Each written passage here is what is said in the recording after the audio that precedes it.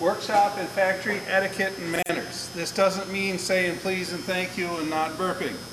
When you are, I grew up and learned how to work on construction, and we work with some of the strongest, meanest men I've ever known.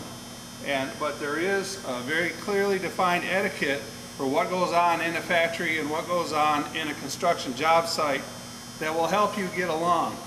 When I had it taught to me, it was by big ugly men yelling at me about that far from my nose, kind of like DIs. And you learn to listen quickly. But it won't be like that here at the shop, but I need to explain what is the etiquette for a shop. Yes, sir? Oh, sorry. What? Okay, the main thing is one way to do etiquette is to look at a bunch of rules, okay?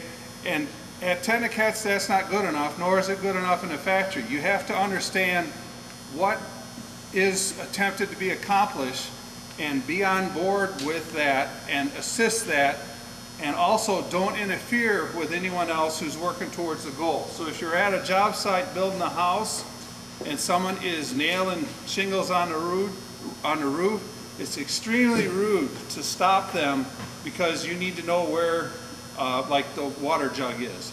You have to understand that he's on the productive end right now, and you ask someone who's not busy at that time.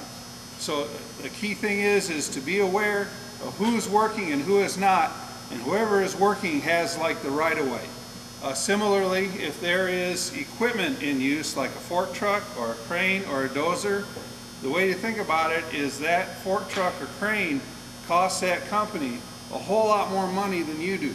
So normally if you're in traffic, they teach you in driver's ed that the pedestrian has the right of way. That is not true with equipment. It is the responsibility of those working around the equipment to get out of its way so they don't hold it up. When I was a kid in school, we had a 50-foot bucket truck on my nighttime job, and I remember I was getting paid about $4 an hour, but the bucket truck cost $175 an hour. So if you do something that's in that the bucket truck's way or the dozer, I promised you it'll be explained to you by the job supervisor very quickly that you need to be somewhere else. So similarly with the machine, if we think about what we do with a Bridgeport, for example, there are some machines that are duplicates of each other. Like we have several drill presses. There are some machines like the Bridgeport that is very much in high demand. So what that means is if you're using the Bridgeport, you have to think about other people who may also have a job to do and get done quickly and then get your work off so it's available for the next one. Because where the manners come in, where the manners come in is you are doing everything you can to keep the work moving even if it's not you that's working. So you got to get out of the way of the person doing the work. So that's most of what job site etiquette is. There's a few other little tidbits I learned in a construction site. Do not put your hands in your pocket unless you're going after your keys and you pull them right out.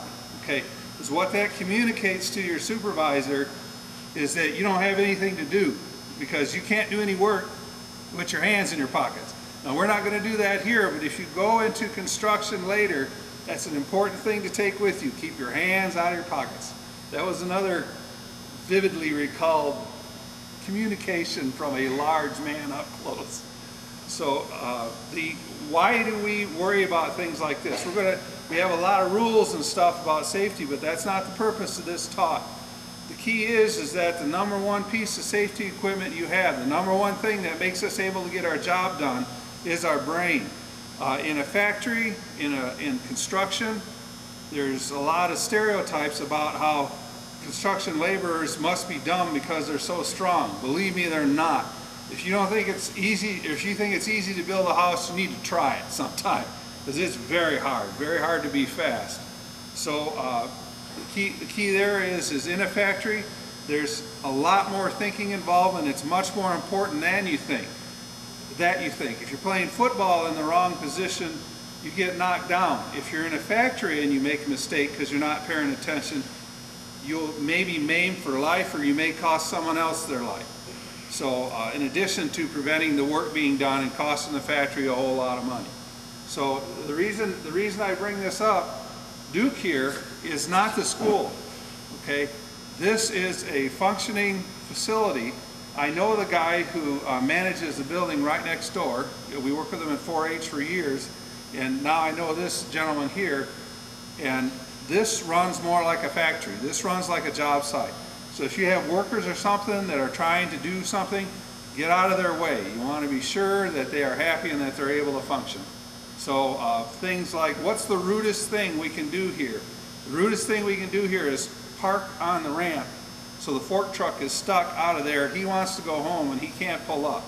So it's just things like that that normally who cares where I park? Where now it matters. So that was kind of the purpose of my talk, is if you go to a job site, you will hear perhaps some very nasty language, but that doesn't violate the etiquette of the job site, although it's against our rules here. But there are certain things that you need to be sensitive to, and that will cause unbelievable disruption, and in a factory too. Like, one thing you don't do in a factory is don't cause the line to have to stop running. Things are on a conveyor moving along, don't make that have to stop, or you're going to be costing them, you know, $10,000 or $20,000 per minute that line is not running. And people are not happy when you do that. So it's very different from school. In school, the objective is to teach and train you. And here, Duke's objective is to keep the power on. So it's very, very different from school. But I wanted to go over that a little bit, because otherwise, if you don't think about it, some of the things that you will see and hear may surprise you a little bit. Okay, 7.